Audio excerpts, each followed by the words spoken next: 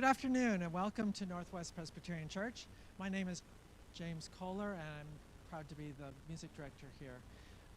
This is the end of our spring 2022 season today, and we're so thrilled to welcome back the Baroque chamber players. It consists of 4 fine musicians, and we're glad to see them back. Thank you for coming out this afternoon. It's a beautiful day and it's challenging to want to be outside, but hopefully you will be rewarded with the fine music that you're going to hear today. For those of us that are also viewing us by live stream, thank you, and we hope that you'll enjoy the program as well. Stay tuned for our fall program. We'll be announcing that later this summer and hope to have a once-a-month program like this.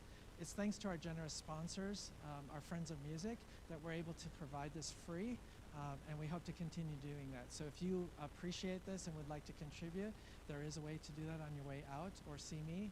And again, we thank you for being here and supporting this program. So without further ado, let's have some fine music from our Baroque chamber players. Let's welcome them.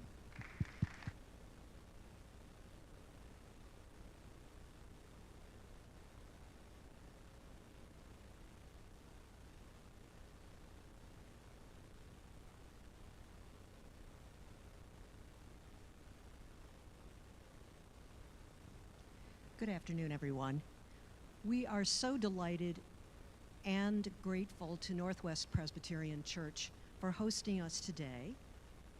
We are also, of course, very grateful that we have been able to rehearse together and be able to play with you, and that we are really grateful that you are here today to bring us the energy that will be able to use to make this music even more glorious.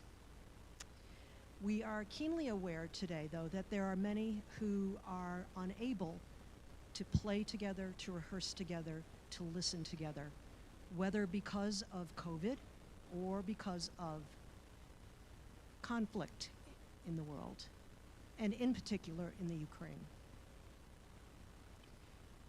As a prayer for peace, this afternoon we'd like to start our concert with the Ukraine National Anthem.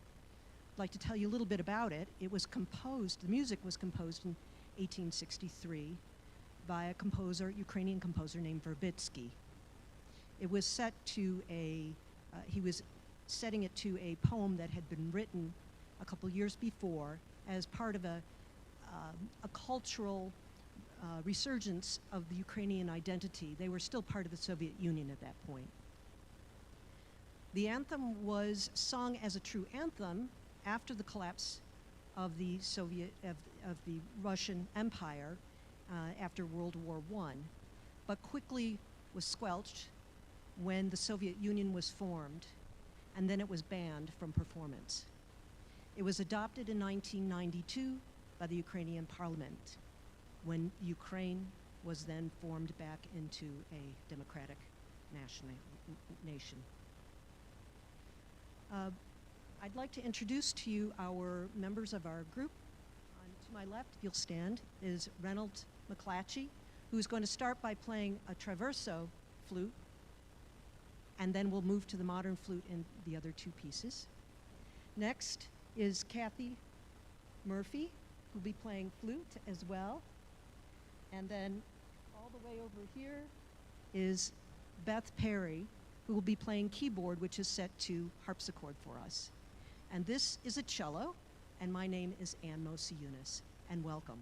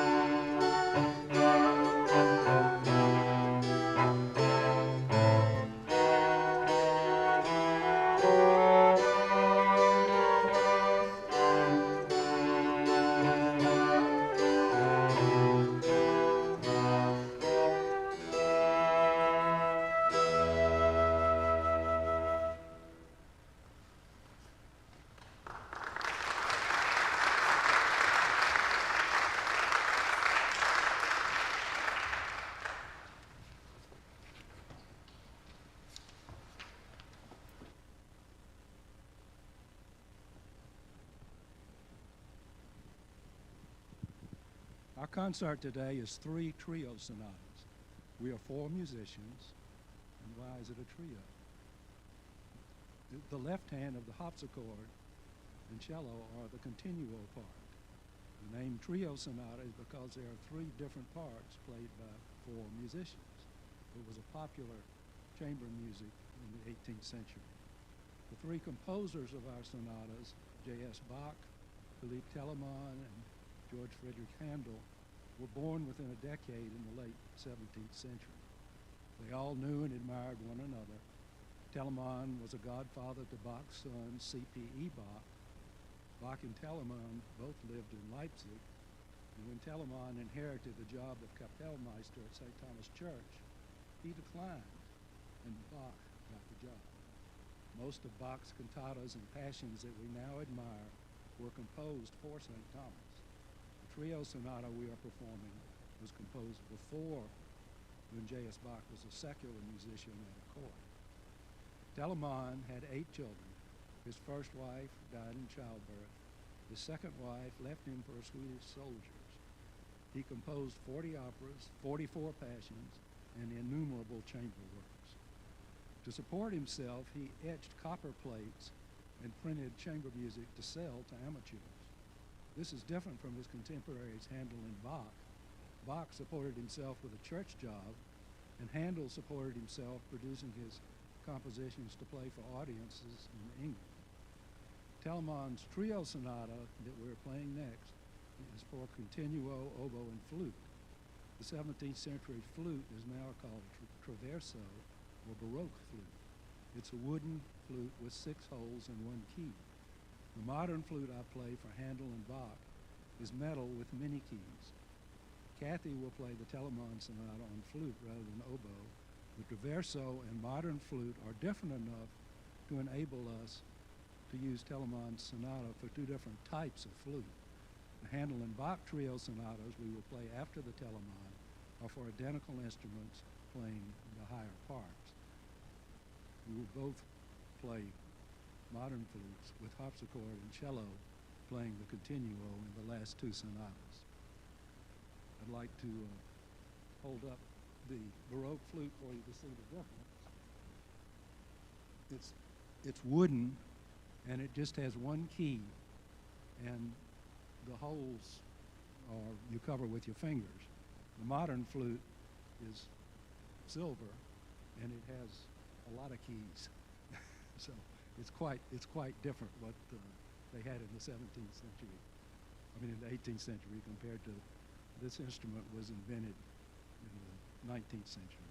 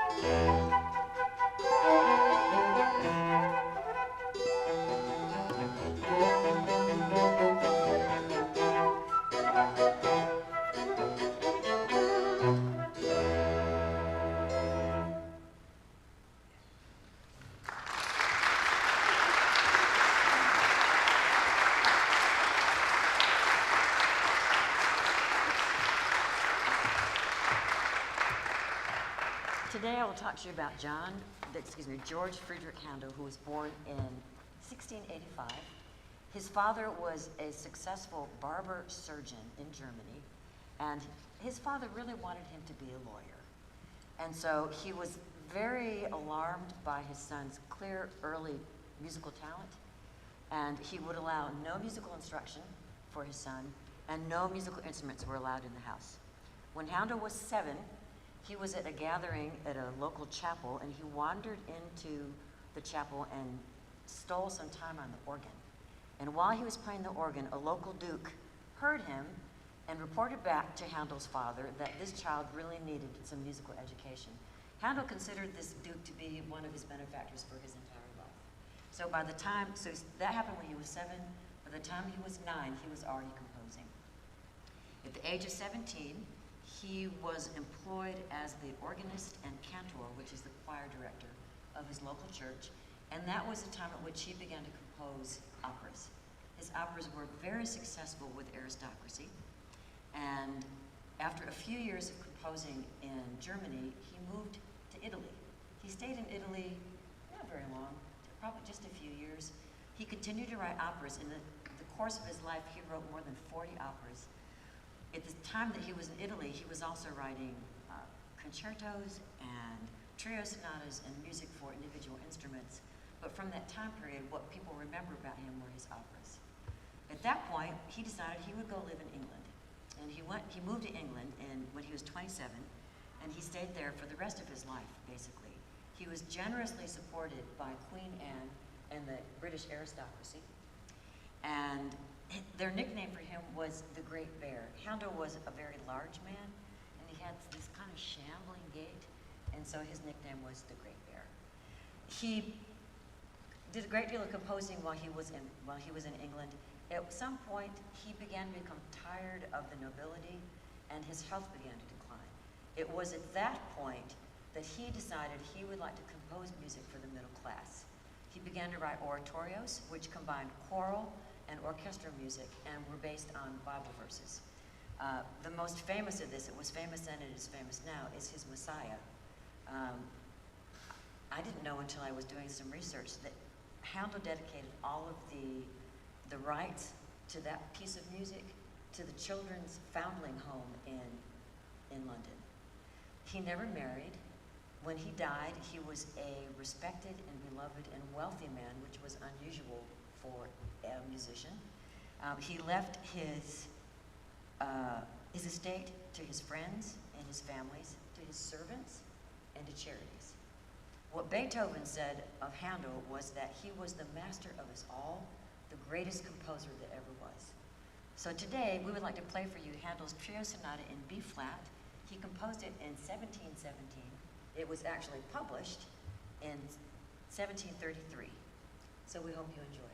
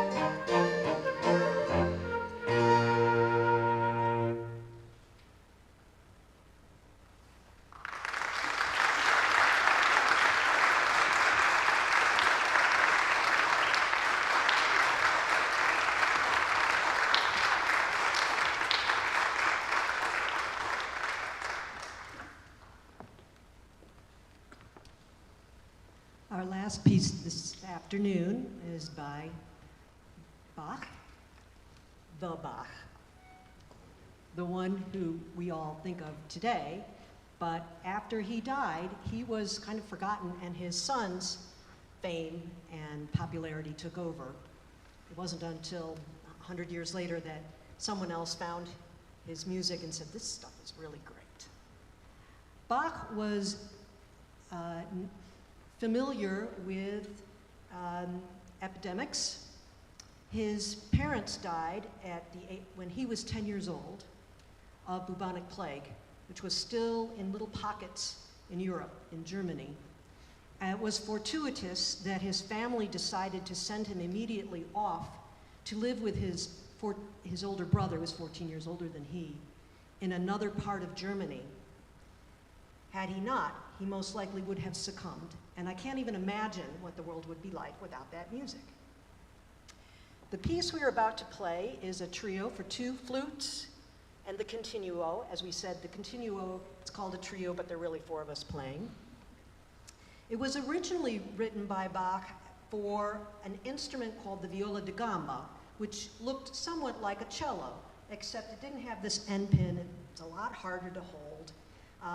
They often was made with frets on it to make it a little easier to play.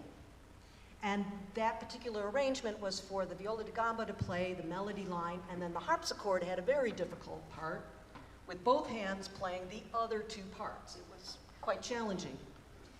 In later years, Bach decided to rewrite this piece of music for 2 flutes, because flutes were now somewhat more popular, and for the continuo. And if you were to listen to the 2, you would hear what a wonderful job and arrangement the second one is, because now truly the 2 flutes and the continuo are talking to each other. I think of this piece, the first movement you'll hear is a little slower. It's kind of like a group of friends getting together after they've been away 2 years because of COVID, and now they are finally in person. And you start with the pleasantries. Hello, how are you? Oh yes, and how are the kids? Oh, and the dog? Oh, good. And it's a little bit stilted. It's lovely, but it's not until that second movement when we start really talking about the things that matter, and we start laughing, and we start talking over each other, and we pick up after one's thought leads right to the next, until we are all just uproariously having a great time. And that's what I think the rest of this piece does. So I hope you will hear that dialogue going back and forth, because it really is so wonderful. Thank you for being here.